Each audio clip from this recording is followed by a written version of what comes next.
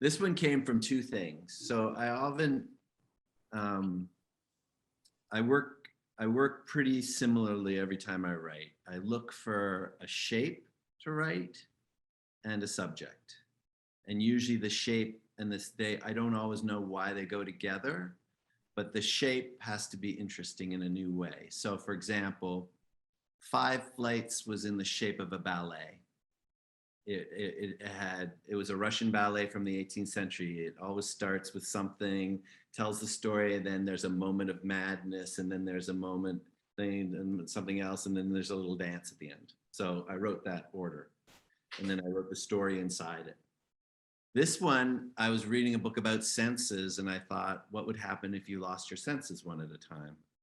It was just very simply that. What would that be? Which one would you lose? What would feel unimportant to important? Like, where would it go? So that was the shape. I knew it was going to be in 5 pieces as the 5 senses.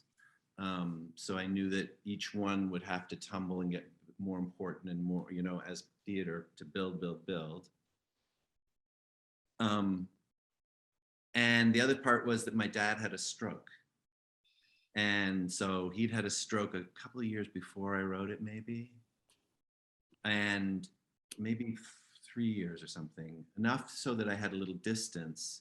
And he had been a guy who, even though he was in his 70s, was still riding his bicycle every day, had just retired finally. My mom made him retire. And then he had a stroke. And suddenly he was an athlete who couldn't move. And I thought to myself, what do you do if your body betrays you? Like, what happens to you when your body betrays you? And then what happens to the people around you who have to deal with someone whose body has betrayed them? And what happens to the balance of power? I saw the balance of power in my family was my father had a lot of certain kind of power. My mother had to take it over, and watch that happen, and watch people need someone that they didn't used to need. So it's about that, and it's about I was the daughter. Like, I'd had a very fraught relationship with my father, and so then what do you do when someone has a stroke? You have to love them, and you're like, fuck, I'm mad. I don't want to love him. So Yeah. I just wanted to be honest about all of that, and Yeah. I flipped the gender so my parents wouldn't know.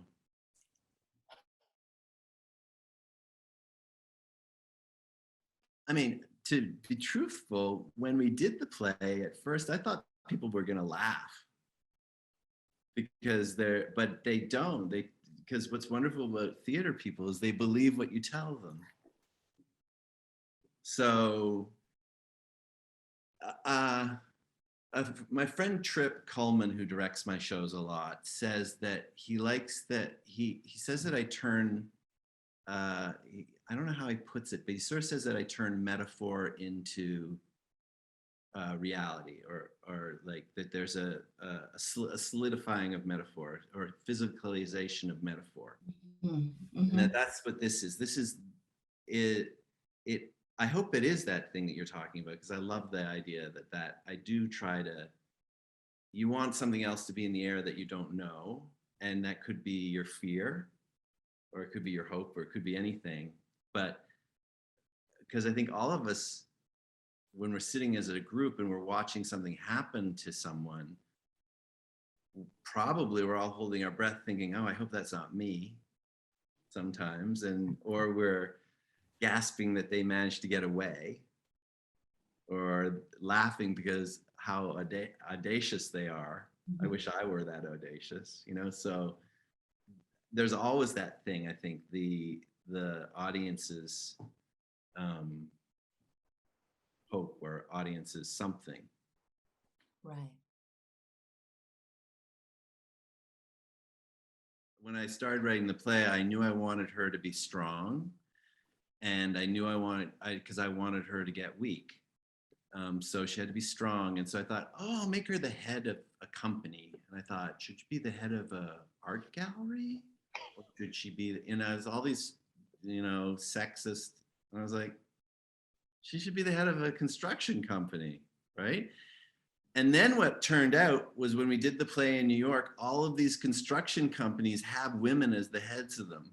And they came up to me and they're like, how did you know? How did you do this? And I didn't know. So I was lucky. But it's interesting because I think it's a tough character. The thing I would tell Mary Ann at the beginning is, how do we let a woman of that age not be accommodating to the people around her? Right. And that's a radical thing to do, I think. Instead, because I know women are not, but the representation of women are. Yeah. But the reality of women are not. Some are, just as some men are. Sure. But a lot of women aren't. And those are the ones that I would love to see on stage and get more normalized.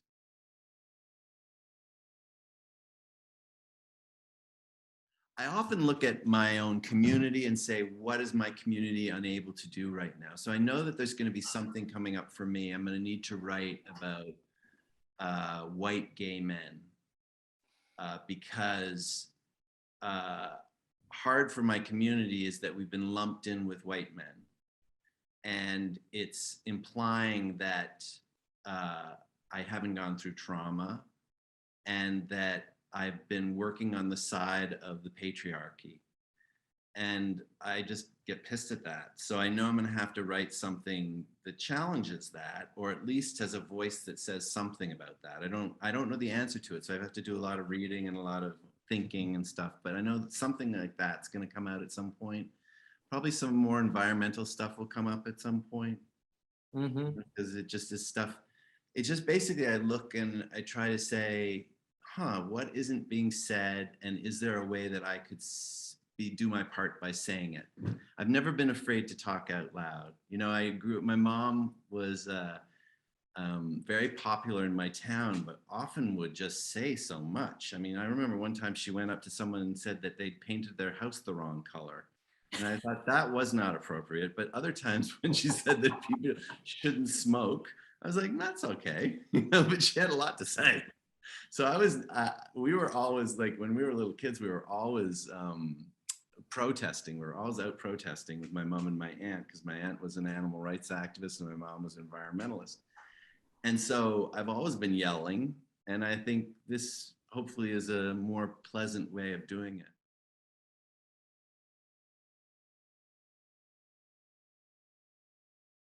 And at the beginning of a anti-hero, you also have to have a moment where they save the cat, so the audience knows that they're not irredeemable. So they often save a cat, or they pat a child, or they, you know, as they shoot other people, they don't shoot the cat, you know. Yeah. So it's just a way to let the audience know that we're not looking at an unrepentant villain, Right. But rather we're looking at a full person who's using their strengths more than we're used to, you know? Yeah.